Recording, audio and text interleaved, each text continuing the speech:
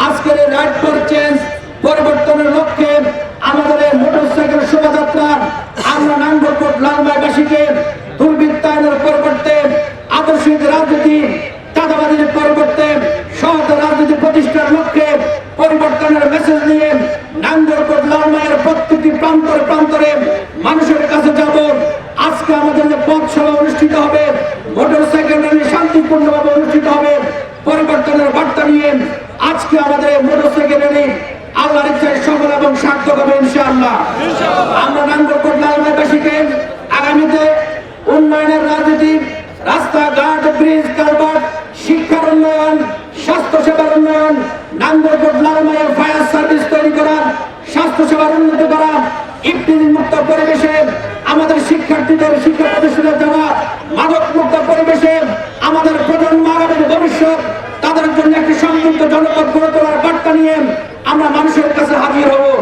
আমাদের বার্তা হবে, আমরা বিগত 5 আগস্টে যে গণঅভ্যুত্থান হয়েছিল, এই গণঅভ্যুত্থানের পরবর্তীতে এদেশের জনগণের যে প্রত্যাশা, সেই প্রত্যাশিত রাজনীতি যেন ভবিষ্যতে সকল দল করে, সকল মত এবং পথের মানুষ করেন, সেই বার্তা নিয়ে পরিবর্তনের অঙ্গীকার নিয়ে আজকে আমরা মোটরসাইকেল শোভাযাত্রা করব।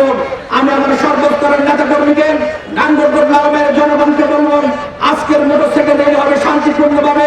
আমাদের শৃঙ্খলা বিভাগ যেভাবে নির্দেশনা দিবেন সেভাবে আমরা অংশগ্রহণ করব।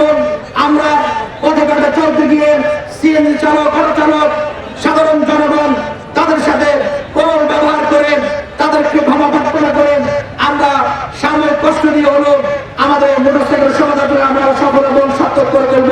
কোন দলের বিরুদ্ধে, কোন ব্যক্তির বিরুদ্ধে, কারোর বিরুদ্ধে আমরা 20 টাকার পূর্ণ কোনো স্লোগান দেব না, বরং আমরা ন্যায় এবং ইনসাফের প্রতীক, দাঁড়িপাল্লার প্রতীকের পক্ষে আজকে ট্যাক্টর থেকে তেতুলিয়া, রূপসা থেকে পাঁচমধ্যে গণজোয়ার তৈরি হয়েছে, সেই গণজোয়ারের পক্ষে আমরা স্লোগান দিব। আমরা অন্যায় উৎপাদনের স্লোগান দিব, আমরা জনগণের কল্যাণের স্লোগান দিব এবং ন্যায় এবং ইনসাফের প্রতীক দাঁড়িপাল্লাকে আগামী দিনে সংসদে এনে কি কল্যাণ হবে সেই ব্যাপারে জনগণকে অবহিত করবো। Channel B+।